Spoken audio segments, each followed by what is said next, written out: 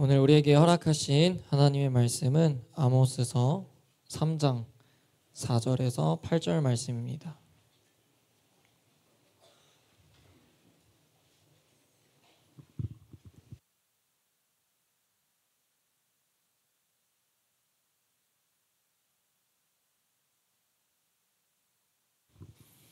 아모스서 3장 4절에서 8절입니다.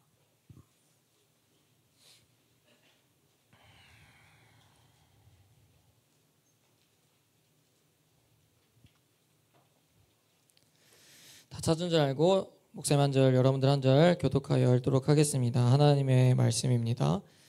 사자가 움킨 것이 없는데 어찌 수풀에서 부르짖겠으며 젊은 사자가 잡은 것이 없는데 어찌 굴에서 소리를 내겠느냐.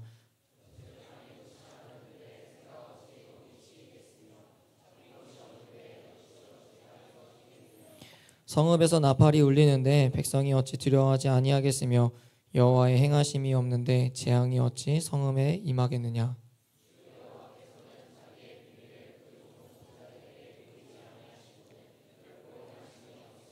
함께 했습니다. 사자가 부르짖은즉 누가 두려워하지 아니하겠느냐. 주 여호와께서 말씀하신즉 누가 예언하지 아니하겠느냐. 아멘. 할렐루야. 말씀 제목 읽어보겠습니다. 시작. 여러분, 오늘도 말씀이 들리는 은혜와 깨닫는 은혜가 여러분들 가운데 부어지기를 진심으로 주님의 이름으로 축복합니다. 이제 연휴 잘 보냈습니까? 네, 잘 쉬고 또 지난주엔 청소년부 예배도 없어서 굉장히 오랜만에 만나는 느낌이 듭니다. 우리 옆 사람에게 인사해 봅시다. 한 주간 잘 지냈니? 자, 오늘 본문은 우리가 2주 전에 했던 본문의 뒤에 부분입니다. 그때 이제 이 뒷부분을 좀 다루질 못해서 오늘 마저 말씀을 좀 나누려고 합니다. 여러분, 우리는 삶을 살아가면서요 참 많은 두려움 속에서 살아가곤 합니다. 여러분들에게 가장 와닿는 것이 있다면 시험 성적이 잘 나오지 않을까 봐 두려워하기도 하고, 또 좋은 대학에 못 갈까 봐 두려워하기도 하고, 좋은 또 직장에 취직하지 못할까 봐 두려워하기도 하고, 친구들에게 따돌림 당할까 봐 두려워하기도 하고, 그 외에도 부모에게 기대에 부응하지 못할까 봐 걱정과 염려와 두려움에 갇히기도 하고, 또는 가까운 사람과의 관계가 깨지거나 내 미래를 향한 어떤 두려움, 막막함, 이런 것을 갖고 살기도 합니다. 이건 교회 다니는 사람도 예외는 아니죠. 예수를 믿어도 이러한 두려움은 찾아오기도 하며 그 두려움에 갇혀 있기도 합니다. 근데 동시에 참 아이러니한 건요, 이러한 두려움은 느끼는데, 이러한 두려움은 너무너무 잘 느끼는데 우리는 하나님을 향한 두려움은 잘 못 느낀다라는 겁니다. 어떻게 생각하십니까? 아무래도 눈에 직접적으로 보여지지 않기도 하고, 또 내가 뭔가를 잘못했을 때도 진짜로 부모와 같이 그때그때 나에게 잔소리를 한다든지 어떤 벌이 없으니까 우리는 하나님을 사실 두려워하지 않기도 합니다. 앞에서 말한 이 삶에서 찾아오는 두려움은요, 흔히 말해 본능적으로 느끼죠. 근데 하나님을 믿는 자들이, 하나님의 백성이라고 칭함을 받은 자들이 하나님은 두려워하지 않는다는 게 참 아이러니하다는 거예요. 그건 본능적으로 느끼지 않는다는 거죠. 지난주에 했던 말들이랑 좀 비슷하게 느껴질 수 있는데요, 여러분, 종은요 주인을 두려워할 줄 알아야 되거든요. 주인에게 밉보여서 쫓겨나진 않을까, 주인이 내 밥줄을 끊진 않을까, 이러한 두려움이 있어야 되는데 그러한 두려움이 없는 겁니다. 그저 주변 친구들이 나랑 안 놀아주면 어떡하지, 오늘 잠 잘 못 자면 어떡하지, 내일 밖에 못 나가면 어떡하지, 종이 이런 쓸데없는 걱정과 두려움을 하고 있는 거예요. 여러분, 사람은요 원래 두려움을 느끼는 존재입니다. 그걸 부정하자는 걸 아니에요. 근데 문제는요, 잘못된 두려움에 갇혀서 그 두려움 안에 머물러 있다는 게 문제라는 겁니다. 여러분, 과연 우리는 그 무엇을 두려워해야 하냐라는 거예요. 무엇을 두려워해야 하냐. 이미 답은 알겠지만 오늘 본문 4절을 다시 한번 읽어보겠습니다. 오늘 본문 4절입니다. 시작. 사자가 움킨 것이 없는데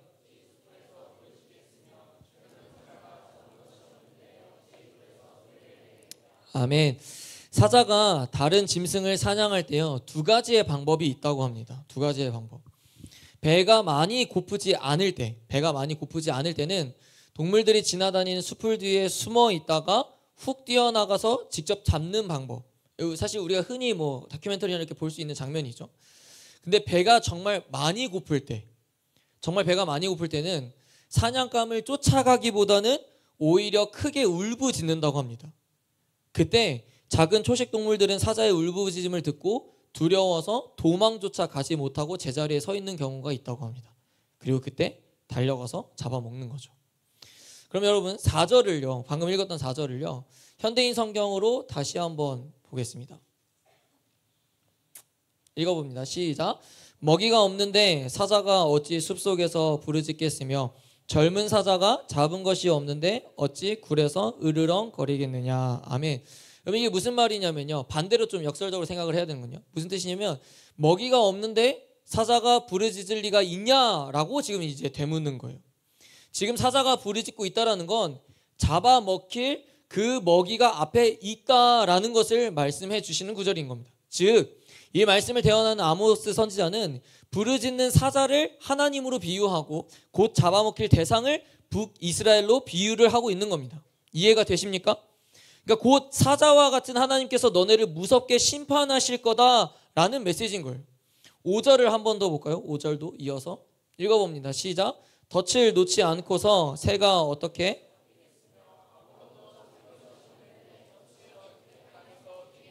아멘. 이것도 여러분 반대로 생각하면 돼요. 덫이 땅에서 튀었다라는 건 무슨 의미입니까? 덫에 뭐가 걸렸다라는 거죠. 이 또한 마찬가지로 북이스라엘을 새로 비유하고 덫은 하나님께서 새를 잡으려고 든 함정을 비유하는 겁니다. 여러분 덫이 땅에서 튀어 올랐다는 건 무언가가 잡혔다라는 거예요. 그리고 그것은 북이스라엘을 말하는 겁니다. 지금 북이스라엘은 하나님 앞에 죄를 너무 많이 짓게 되었고 그로 인하여 하나님이 놓은 그 덫에 걸려서 이도저도 아무것도 못하는 상태로 죽음을 기다리는 상태라는 거예요. 근데 문제는 그들은 모른다는 거죠. 지들이 덫에 걸렸다는 걸.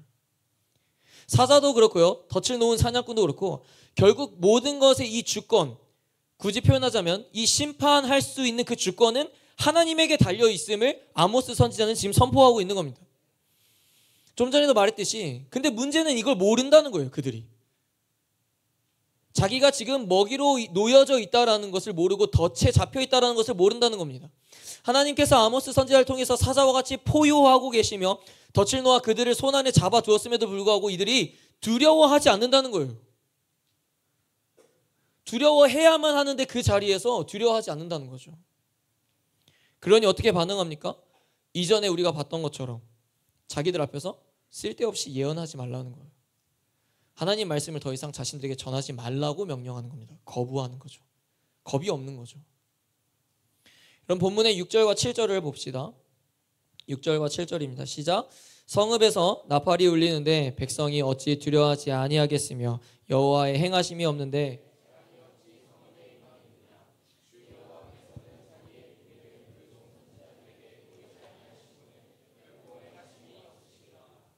아멘.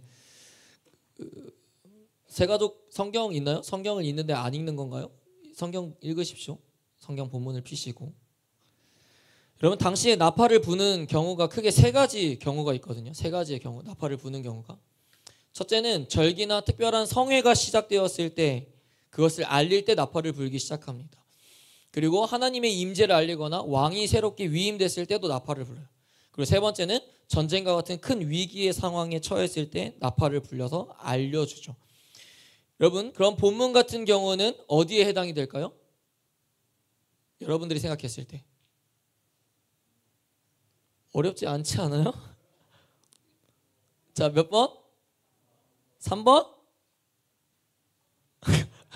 확신이 없어. 몇 번이에요? 3번이죠.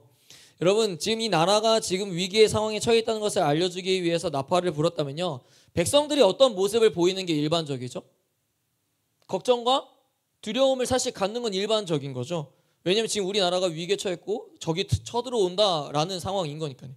근데 지금 이들은 하나님의 심판이 임하게 된다는 사실을 알려주었음에도 하나님의 심판을 두려워하지 않고 있다라는 겁니다. 이들은 이 소식을 들었으면 큰 두려움에 사로잡혀서 회개하는 백성이 되어야 되는데 두려움은커녕 오히려 그 말을 전하는 선지자를 비난하고 있다라는 거예요. 여러분, 분명히 나팔을 통해서 미리 알려줬고 7절에 기록된 것처럼 하나님은 자기의 비밀을 선지자들에게 먼저 보여주시고 그들을 통해 경고하신 후에 그 다음 심판을 이행하시는 하나님이신데 두려움을 갖지 않으니 그들의 결과가 멸망이고 죽음일 수밖에 없다라는 겁니다. 사랑하는 청소년부 여러분, 우리는 하나님을 향한 두려움을 가져야 됩니다. 동의하십니까?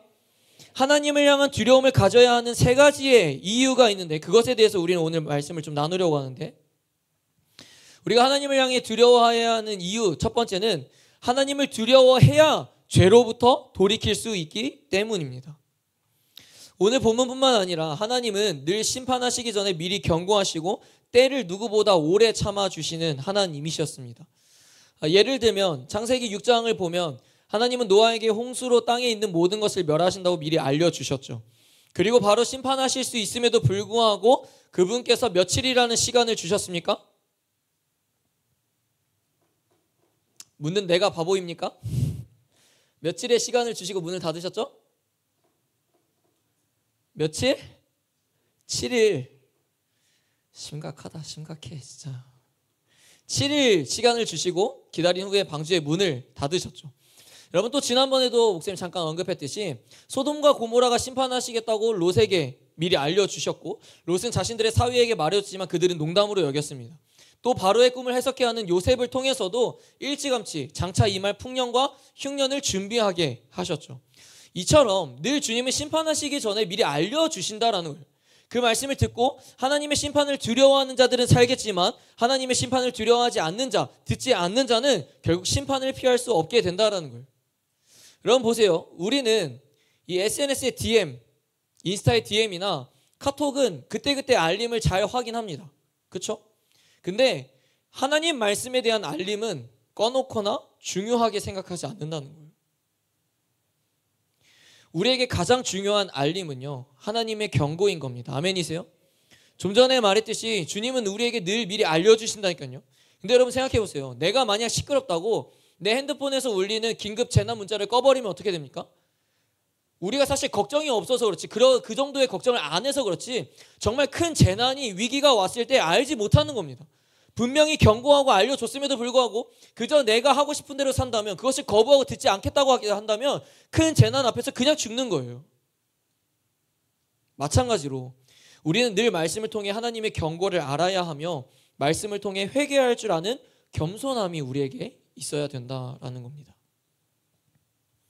요나서를 보면 요나가 니느웨에 가서 심판의 메시지를 전하게 되죠.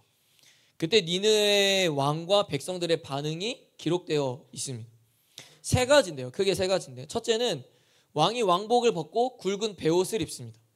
이 굵은 베옷을 입는다는 것은 회개, 애통, 겸손, 슬픔 이런 것들을 의미하는 거거든요. 두 번째는 사람이든 짐승이든 생명이 있는 모든 것들은 금식하라라고 왕이 명령을 내려요. 그리고 마지막 세 번째는 사람이든지 짐승이든지 다 굵은 베옷을 입히고 입어라라고 명령을 합니다. 이런 분명한 차이는요, 니느웨는 왕부터서가 하나님의 심판을 두려워했다는 거예요. 그러니 모든 백성들에게, 심지어는 가축에게까지도 금식하고 모든 굵은 베옷을 입으라고 명령했죠. 그러니 어떻게 됩니까? 니느웨를 분명히 심판하신다고 예언하기 위해서 요나를 보냈는데 그 모습들을 보시고 하나님께서 그 심판을 거두시죠. 하나님을 두려워해야 죄로부터 돌이킬 수 있게 되는 것이며 죄로부터 돌이켜야 하나님의 심판으로부터 용서받을 수 있게 되는 것입니다. 근데 사람들이 착각하는 게요, 하나님은 심판하시기를 즐겨하시지 않는다라고 생각을 하는 거죠. 그분의 심판의 경고는 늘 세상 사람들 중에서 한 사람이라도 회개하고 돌아옴으로 구원받기를 원하시는 심판입니다, 여러분. 그러나 노아의 때도 그랬고 소돔과 고모라도 그랬고 지금의 북이스라엘도 그렇고 하나님께서 주시는 경고의 메시지를 두려워하지 않았다는 게 큰 문제인 거죠. 속담 중에도 이런 거 있죠. 하룻강아지? 이것도 물어본 게 바보입니까? 법무서울지 모른다 라고 얘기하잖아요. 여러분, 하룻강아지가 이 호랑이를 무서워할 줄 알아야 제 목숨을 구할 수 있는 거예요. 근데 지 주제도 모른 채 겁없이 달려든다면 그냥 정말 개죽음 당하는 거죠. 근데 인간인 우리가 우리의 창조주 되시고 모든 만물의 주관자 되신 하나님 앞에서 겸손하지 못하고 자기 주제도 모른 채 상황을 제대로 인지하지 못하고 덤빈다면 그게 얼마나 어리석은 일이냐라는 거죠.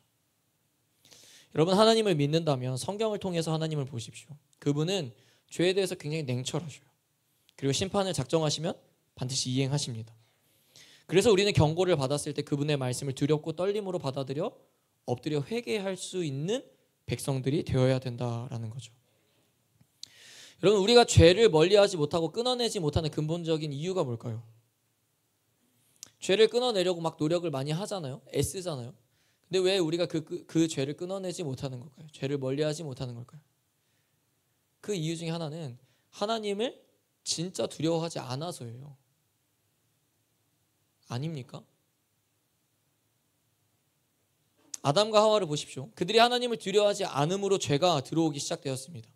그들은 그저 자신들이 믿는 하나님이 사랑의 하나님이라고만 생각했어요.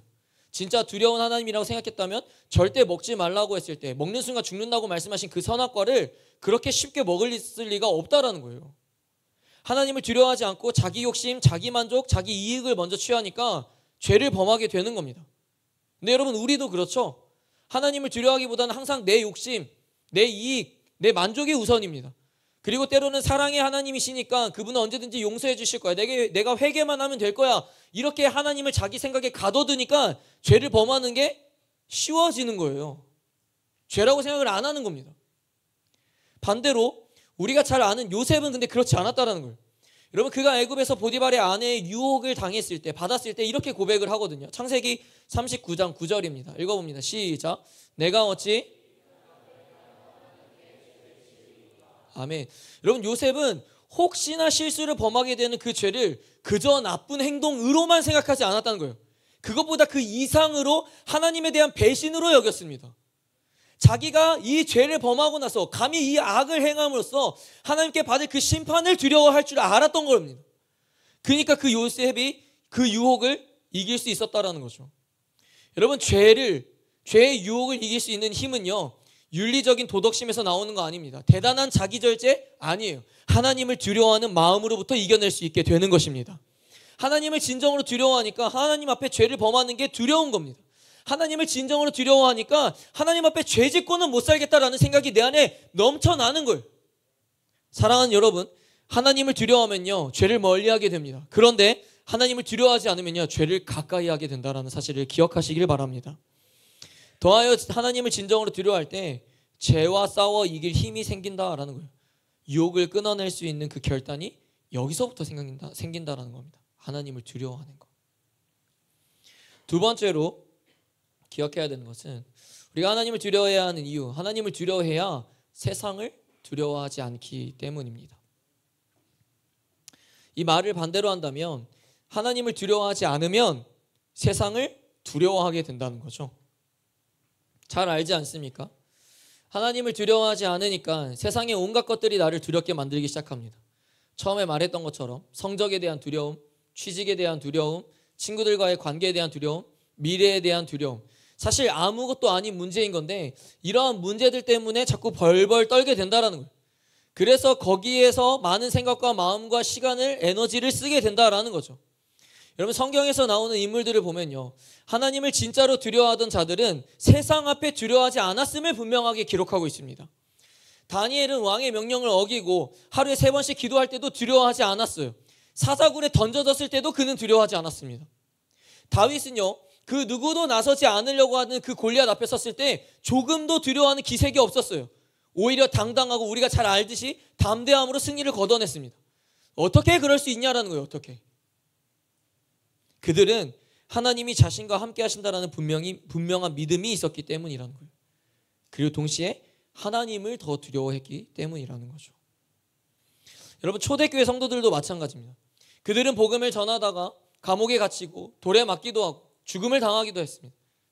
그러나 그들의 입은요, 두려움이 아니라 하나님을 향한 담대함을 고백했습니다. 사랑하는 여러분, 세상을 두려워하는 마음 또는 사람을 두려워하는 마음은요, 결국 내 신앙을 약하게 만듭니다. 하지만 하나님을 두려워하는 마음이 내 안에 생기면요, 내 신앙을 더욱 강하게 만듭니다. 여러분, 우리는 무엇을 더 의식하고 있습니까? 하나님을 두려워한다고 입으로 말하면서 하나님을 의식하기보다는 내 주변 사람들의 평가에 의식하고 있지는 않습니까? 다른 경쟁자들을 의식하고 있지는 않습니까? 내 미래의 성공과 안위와 만족을 추구하면서 그것에 의식하고 있지는 않습니까? 우리 스스로에게 질문을 해보자라는 거예요. 여러분, 대체 사람들에게 나는 어떤 사람으로 평가받고 싶은 겁니까? 주변 사람들에게 나는 어떤 사람으로 기억이 되고 싶은 겁니까? 그게 정말 그렇게 중요한 문제인 겁니까? 여러분, 우리에게 가장 중요한 것은요, 내가 주변 사람들에게 어떤 사람으로 평가될까가 아니라 하나님에게 어떤 사람이냐가 더 중요한 거 아닙니까? 내가 하나님에게 어떤 사람으로 기억되는가가 더 중요한 문제 아닙니까? 근데 그게 중요하다고 생각이 안 드는 거죠. 그것보다 더 중요한 게 여러분 뭐가 있습니까? 천국을 믿는 사람이라면, 하나님을 믿는 사람이라면, 훗날에 하나님 앞에 서게 되는 것을 믿는 사람이라면 이 땅에서 내가 주변 사람들에게 어떤 사람으로 평가받는 것이 뭐가 그리 대단히 중요한 문제냐라는 거예요. 세상에서 얼마나 인정받고 대단한 사람이었는지가 뭐가 그리 중요하냐라는 겁니다. 하나님 앞에 서게 되면요, 여러분, 그런 거 하나도 중요하지 않다니까요. 어느 대학교 나왔고, 네가 어느 직업을 가졌고, 네가 헌금을 얼마나 많이 했고, 네가 얼마나 높은 직급을 가졌었고, 얼마나 많은 일들을 했는지 그거 물으실 것 같습니까? 알지 않습니까? 그게 아니라는 거? 근데 우린 대체 무엇 때문에 그렇게 세상을 두려워하는 겁니까? 무엇 때문에 미래를 향한 두려움에 사로잡혀 있으며 무엇 때문에 주변 사람들의 그 시선과 평가를 두려워하고 있냐라는 거예요. 하나님 앞에 서게 되는 그날은 두렵지 않습니까? 하나님 앞에 서게 되어 내가 뭐라고 평가받게 될지 그거 안 두렵습니까?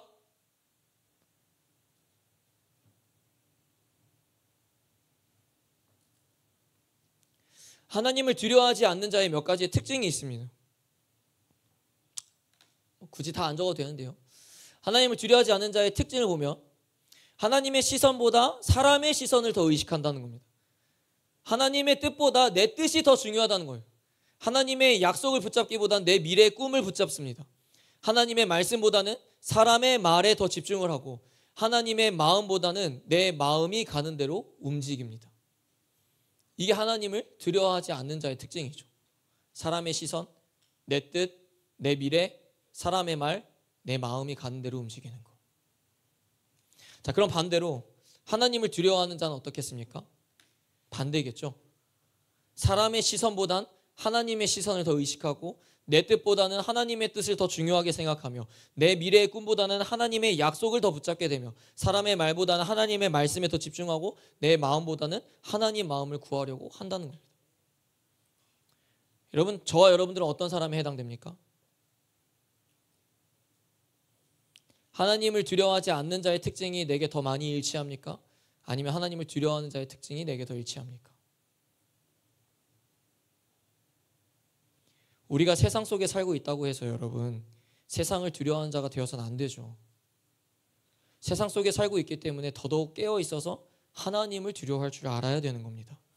그래서 세상 속에 살아도 하나님을 떠날 수 없어야 하는 겁니다. 세상이 주는 만족과 평가와 기준대로 살아선 안 된다라는 거예요.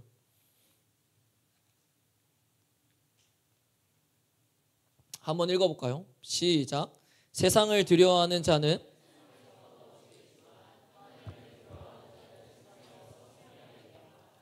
여러분 아멘이세요? 우리 주님께서 분명히 말씀하셨거든요. 세상에선 너희가 환난을 당하나 담대하라. 내가 세상을 이기었노라 라고 선포하셨습니다. 그러나 우리는 세상을 두려워할 것이 아니라 하나님을 두려워해야 한다는 거예요. 그래서 여러분, 우리 무엇을 두려워하고 있습니까? 무엇을? 무엇이 여러분들을 그렇게 두렵게 만들고 있습니까? 대학? 여러분들의 성적? 또는 누군가 취직? 가정? 주변 관계? 날 바라보는 사람들의 어떤 시선과 평가들? 말씀을 정리합니다. 여러분, 본문 8절을 보면요, 8절의 상반절을 보면 이렇게 기록합니다. 사자가 부르짖은즉 누가 두려워하지 아니하겠느냐. 여러분, 사자가 부르짖으면 두려워하지 않을 동물이 어디 있냐라는 거예요. 오늘 본문을 잘 보면 하나님의 경고에는, 심판에는 이유가 있습니다. 그들이 하나님의 경고에도 두려워하지 않았다는 겁니다. 때로는 우리의 삶을 살아가다 보면 불순종하며 하나님을 떠난 그 죄된 모습을 보일 때가 있습니다. 없을 수가 없죠. 그때 우리는 하나님의 울부짖음을 두려워할 줄 알아야 된다는 거예요. 왜요? 그래야 하나님 앞에 엎드리고 회개할 수 있기 때문이라는 거죠. 여러분, 오늘 말씀 제목 뭐였습니까? 여러분, 성경의 두려움이라는 이 단어는요, 대개 하나님을 향한 경외로 기록된 것이 많습니다. 즉 하나님을 두려워하라는 것은 하나님을 경외하라는 것입니다.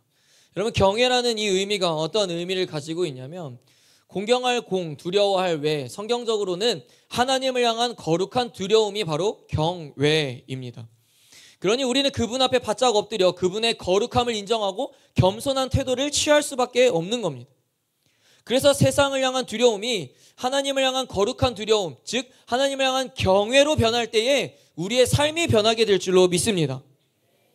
오늘 우리에게 주셨던 말씀처럼 하나님을 향한 두려움이 있어야 죄로부터 돌이킬 수 있게 되는 것이고, 하나님을 향한 두려움이 있어야 세상을 두려워하지 않게 되는 겁니다. 여러분 기억나세요? 제가 초반에 오늘 여러분들에게 하나님을 두려워하는 이유 3가지에 대해서 말하겠다고 했습니다. 2가지만 말을 했죠. 여러분, 마지막 예레미야 32장 40절을 좀 볼 텐데요. 현대인 성경 보면 그들에게 두려워하는 마음을 주어 그들이 나를 떠나지 않게 하겠다라고 기록하며, 그것을 이제 개역개정으로는 나를 경외함을 그들의 마음에 두어 나를 떠나지 않게 하고 라고 표현되어 있습니다. 마찬가지로 영어 NIV도 마찬가지지만 두려움을 경외로 표현하고 있습니다.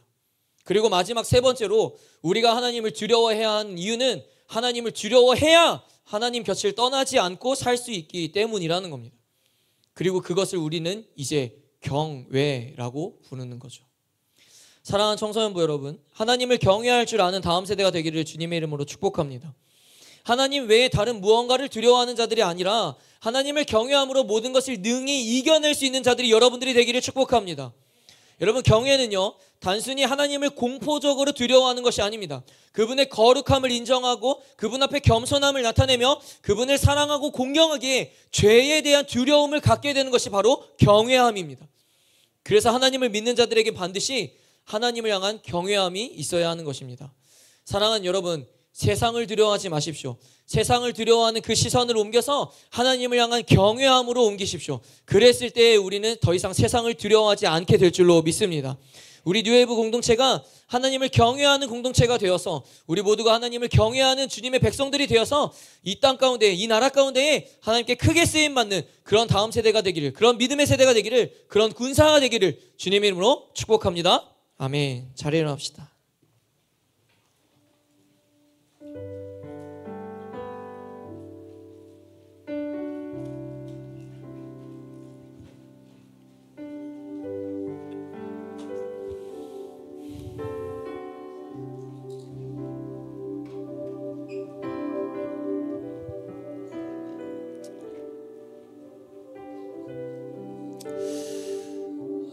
여러분, 한번 그 찬양을 시작하기 전에 한번 이렇게 꺼내봤으면 좋겠는데, 과연 내 안에 지금 어떤 두려움이 있는가 한번 생각을 해보십시오. 아까 목사님이 말했던 그런 부류들이 아마 대개 있을 겁니다. 여러분들에게 주변 친구들과의 관계에 대한 두려움, 또는 부모님의 그 기대에 부응해야 된다는 그 걱정과 염려와 두려움, 또는 주변 사람들이 나를 바라보는 그 어떤 시선과 어떤 평가에 대한 두려움,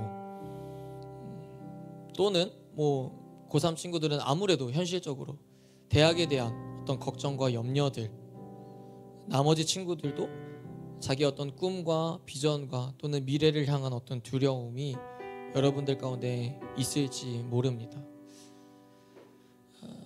그 두려움을 갖는 건 아까도 말했듯이 정상적이기도 하고 본능적이기도 합니다. 근데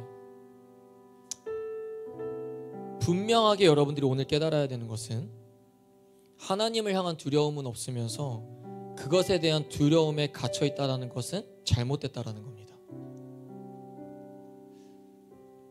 아마 대개가 그런 마음이 들 거거든요. 그런 질문을 또 가질 거거든요. 열심히 기도도 하고 막 제자 훈련도 하고 또는 뭐 예배도 열심히 드리고 하나님 앞에 몸부림도 치는데 왜 여전히 내 안에 이런 두려움이 사라지지 않는 걸까? 근데 여러분 미안한데요, 그것 좀 별개 문제인 겁니다. 하나님을 향한 그 경외함이 분명하게 여러분들 가운데 심겨질 때에 그 미래를 향한 두려움이 사라지게 돼요. 그게 성경에서 말하는 정상적인 성경적인 원리예요. 왜냐하면 목사님 늘 입버릇처럼 이렇게 자주 얘기하지만 하나님을 정말로 경외하는 마음을 갖게 되면요, 그분께서 내 삶을 책임져 주신다라는 믿음이 내 안에 들어오기 시작하거든요. 그래서 다니엘이 그런 거예요. 여러분 그러니까 이게 상상이 안 되니까 이게 좀 동의가 안 될 수도 있는데, 진짜 사자굴에 들어간다고 생각을 해봐요. 어떻게 두려움을 안 갖습니까? 근데 그는 두려워하지 않았던 거예요.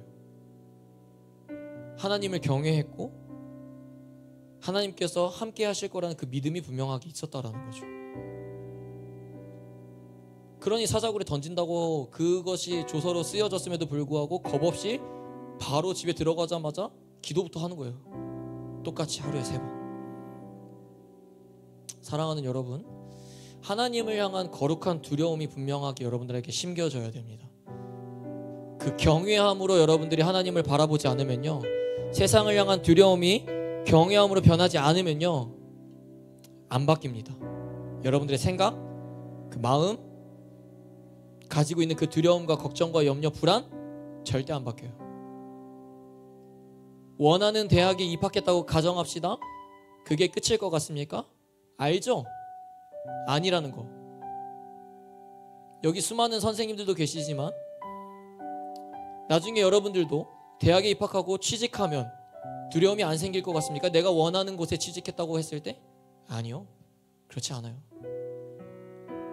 나이 50을 먹고 60을 먹고 80을 먹고 90을 먹어도요, 여전히 두려움이 나에게 찾아옵니다. 근데 그 두려움을 이겨내는 건 하나님을 경외함밖에 없다는 겁니다. 그걸 믿으시길 축복합니다. 오늘 이곳에 이 예배 가운데 하나님을 향한 그 경외함이 여러분들 가운데 충만하게 임하기를 축복합니다. 찬양합시다.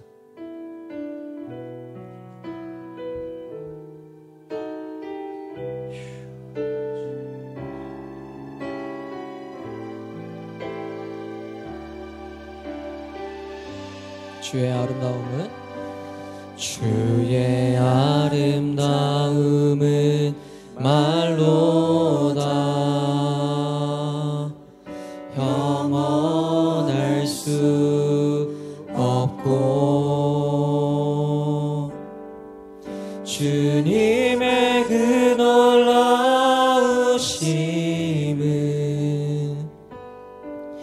다 표현할 수가 없네.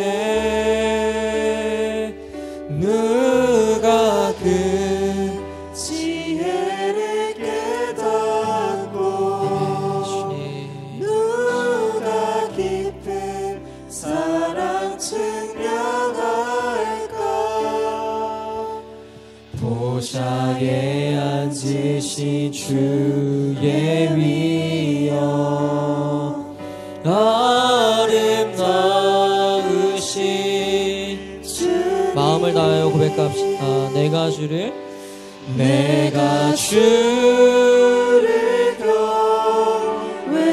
경외함으로 주님 앞에 홀로 섭니다.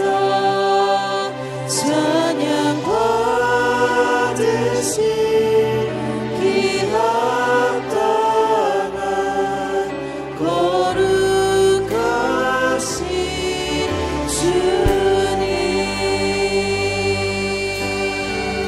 한번 고백합시다. 주의 아름다움은 말로다 영원할 수 없고 주님의 그 놀라우심은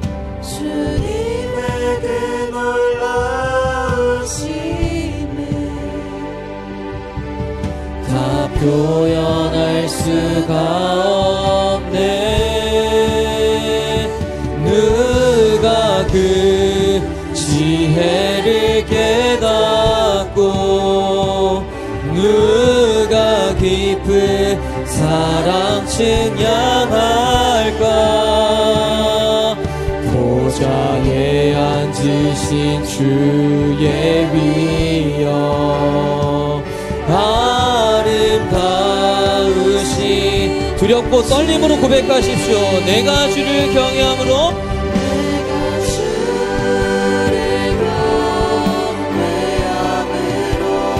주님 앞에 홀로 섭니다. 주님 찬양 받으시기 합당한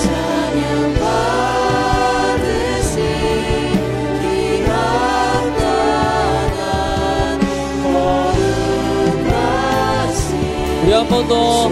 내가 주를 경외함으로 내가 주를 경외함으로 주님 앞에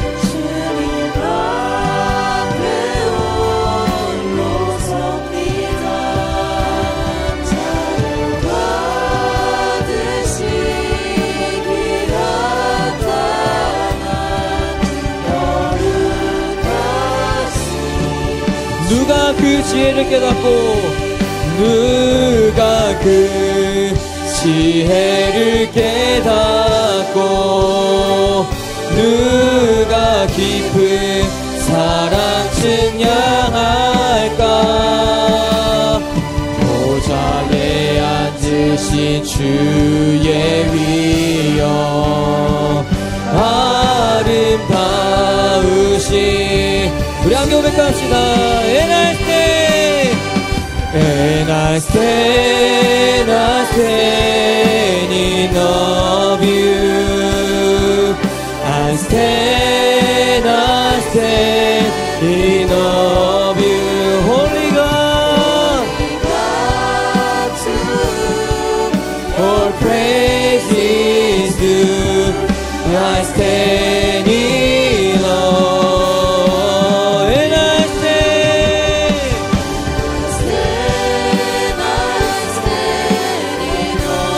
주님을 경외함으로 나아갑니다. 주님을 향한 경외함이 나에게 충만히 임하게 하여 주옵소서. Holy God, to all praise is due. I stand in awe of you. 내가 주를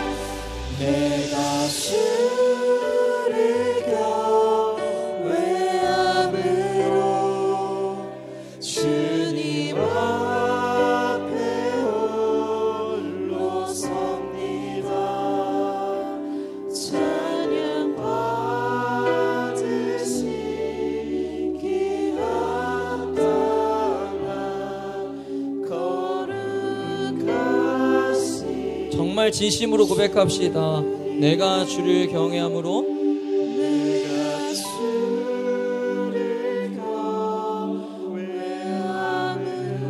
주님 앞에 홀로 섭니다. 주님 앞에 홀로 섭니다. 찬양 받으시기 합당한 거룩하신 주님. 사랑하는 여러분, 오늘날 여러분들을 두렵게 만드는 것이 무엇입니까? 진정으로 하나님입니까? 아니면 하나님 아닌 다른 무언가입니까? 우리의 마음이 세상을 두려워하기보다 하나님을 경외함으로 변해야 할 줄로 믿습니다. 그때 비로소 우리의 삶이 변하게 된다라는 거예요. 이 시간 기도할 때 먼저 이거 하나만 딱 붙들고 기도를 먼저 시작합시다. 주님을 두려워하는 자가 되게 하여 주옵소서.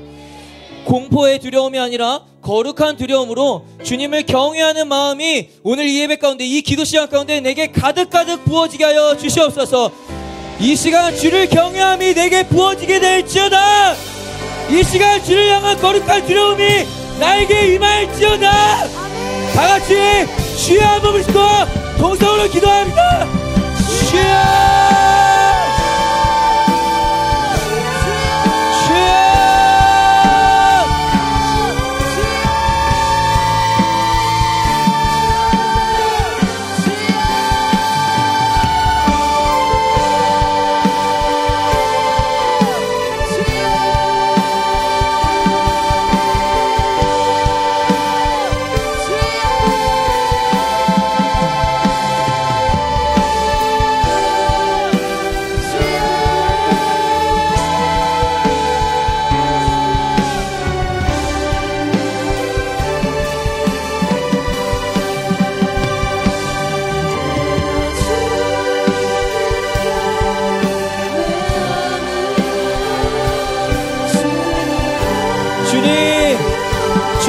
경외함이 부어지게 하여 주시옵소서.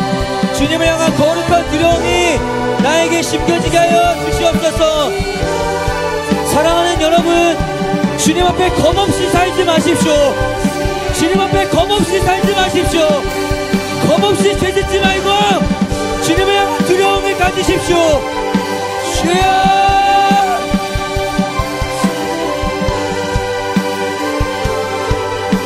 주님을 향한 두려움이 나를 살게 하는 것입니다. 주님을 향한 경외함이 나에게 생명을 주는 것입니다. 주여,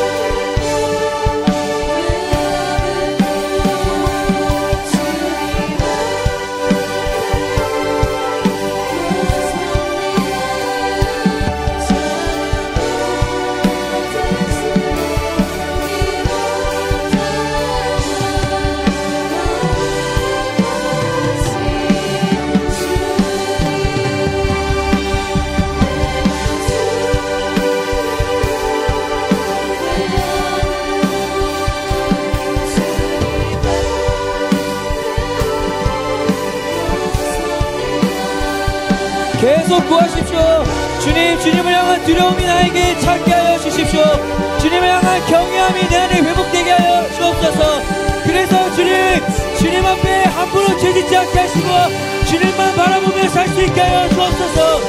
주여, 주여.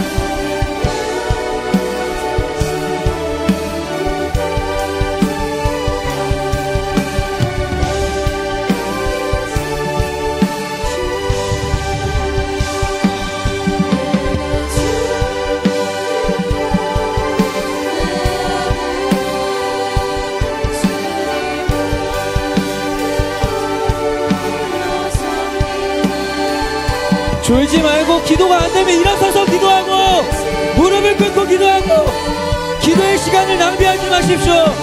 주님을 두려워하는 백성들이 되십시오. 주여, 주여.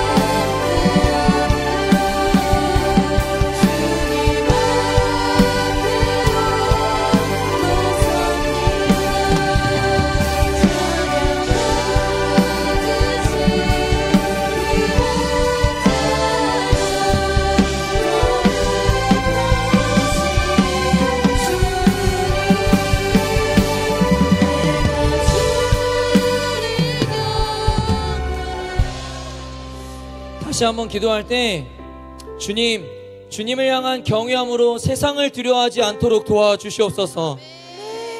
여러분 분명히 믿음으로 선포하고 기도하십시오. 주님, 내 상황, 내 미래, 내 학업, 내 진로, 내 취업, 내 가정, 내 주변 관계 등 하나님을 경외함으로 이러한 모든 두려움으로부터 이겨내게 하여 주시옵소서. 하나님을 경외함으로 떨쳐낼지어다. 떨쳐낼지어다. 그래서 기도하십시오. 주님을 경외함으로부터 이 세상을 향한 믿음이 더욱더 굳건해지게 하여 주시옵소서. 그래서 세상으로부터 믿음을 지키며 승리하는 삶을 살아가게 하여 주시옵소서. 우리 시간 주여 시켜 기도하며 나아갑니다.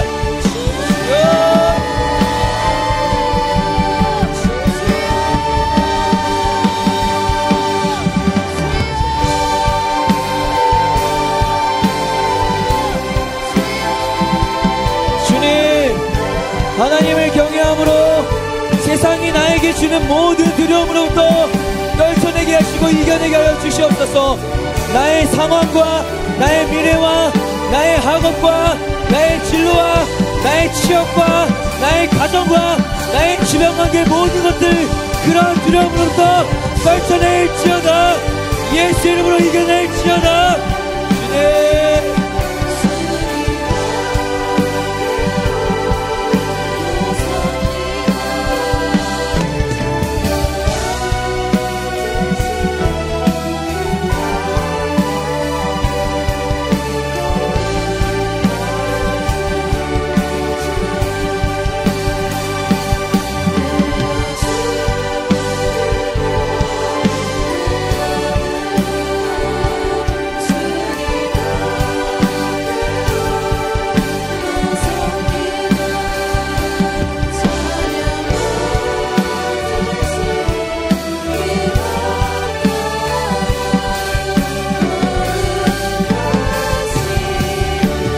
주님, 거룩한 두려움으로 인하여 세상을 향한 두려움을 이겨내게 하여 주시옵소서.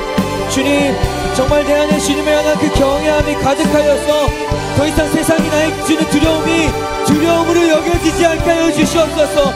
하나님을 향한 내 믿음이 더욱더 강해지게 하여 주시고 내 신앙이 약해지기보다 더욱더 굳건히 서게 하여 주옵소서. 주님,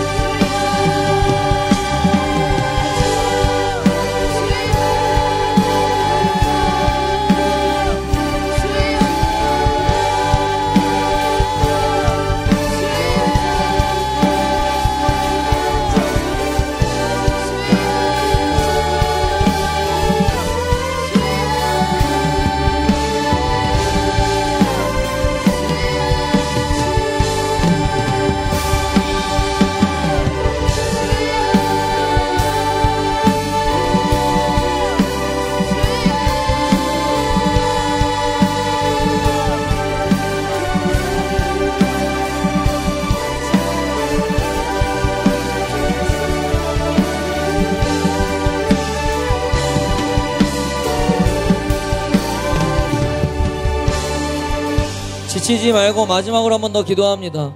여러분, 우리에게 하나님을 향한 분명한 경외함이 부어지게 되면요, 세 번째로 얘기했던 것처럼 주님을 떠날 수가 없게 되는 겁니다. 아멘.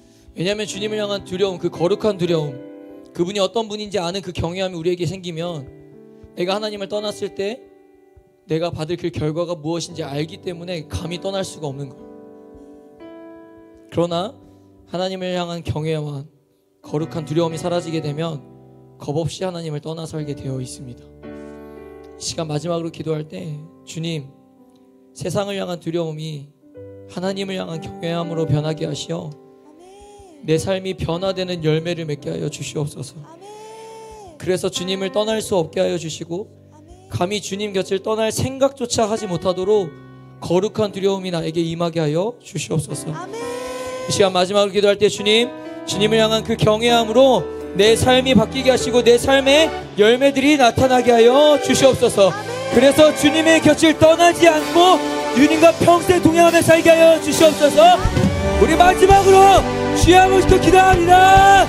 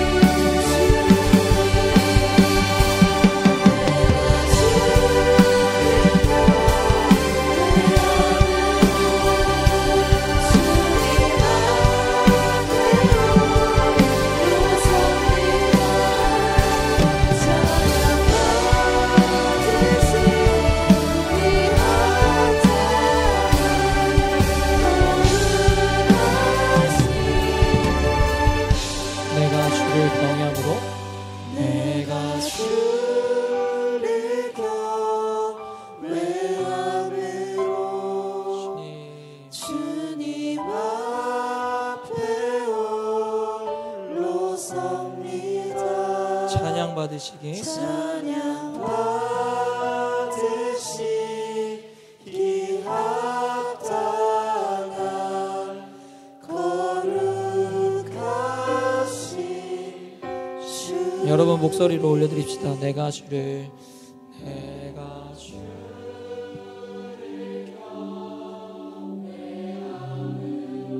아멘.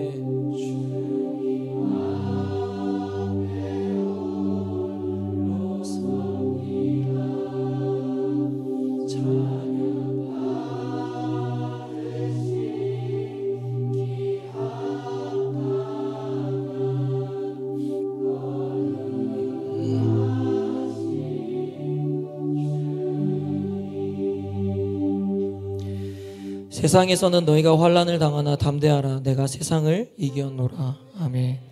사랑과 은혜가 풍성하신 하나님, 분명 말씀을 통해 하나님을 두려워할 줄 알아야 함을 말씀하셨음에도 불구하고 무지하고 어리석은 우리는 하나님을 두려워하기보다는 그저 아무것도 아닌 세상을 두려워했으며 내 미래를 두려워했으며 내 주변 관계를 두려워했으며 사람들의 평가와 시선을 두려워하였습니다. 주님, 용서해 주십시오. 이제는 세상을 향한 두려움이 아니라 하나님을 향한 거룩한 두려움이 심겨지게 하여 주시고, 그래서 내가 사람의 시선보다 하나님의 시선을 더 의식하게 하시고, 내 뜻보다는 하나님의 뜻을, 내 미래의 꿈보다는 하나님의 약속을, 사람의 말보다는 하나님의 말씀에 더 집중하는 자가 되게 하여 주시옵소서. 세상 속에 살지만 세상에 속한 자로 살지 않게 하시고, 세상을 향했던 두려움이 하나님을 향한 경외함으로 변할 때 내 삶의 모든 것들이 변화되게 하여 주시옵소서. 내게 주를 향한 경외함이 충만하여 죄로부터 돌이키게 하시고 세상을 두려워하지 않게 하시고 무엇보다 경외함으로 주님 곁을 떠나지 않고 살아가는 자가 되게 하여 주시옵소서. 주님, 특별히 우리 사랑하는 고3 친구들을 기도합니다. 하나님, 가장 중요한 시기에 놓여져 있고 가장 큰 걱정과 염려와 불안과 두려움에 놓여져 있을 때입니다. 하나님, 그러나 그 두려움이 주님을 향한 경외함으로 변할 때 이들이 다니엘과 같은 그런 믿음의 열매가 삶에서 나타낼 수 있게 하여 주시옵소서. 정말 하나님을 믿는 하나님의 아들과 딸이라면 우리 사랑하는 고3 이 친구들이 하나님께서 내 삶을 반드시 책임져 주실 거라는 그 믿음이 이들에게 더욱더 커지게 하여 주옵소서. 그래서 물론 현실은 녹록치 않고 여전히 겁이 나고 두렵기도 하고 막막해서 앞이 보이지 않는 그 시점에도 그럼에도 불구하고 그 모든 것을 주관하시는 하나님을 보게 하시고 그럼에도 불구하고 그들 곁에 함께 계신 하나님을 느끼게 하여 주옵소서. 그래서 훗날에 이 시간이 지났을 때에 아주 훌륭한 리더들로 세워져서 하나님 또 다른 이들에게 그들이 배우고 들었던 그 믿음의 유산을 또 물려줄 수 있는 귀한 선배들이 되게 하여 주옵소서. 주님, 이제 세상의 또 문으로 나아갑니다. 오늘의 이 말씀 들었사오니 세상에 나아갔을 때 그 어떤 두려움이 찾아오더라도 그 두려움을 떨쳐내고 하나님을 경외함의 시선으로 옮기게 하여 주시옵소서. 그랬을 때 매일매일의 삶 속에서 승리할 수 있도록 주님 꼭 붙들어 주옵소서. 그렇게 함께하여 주실 줄 믿으며 예수님의 이름으로 간절히 축복하며 기도드리옵나이다. 아멘. 주님께 감사의 영광의 박수 올려드립시다.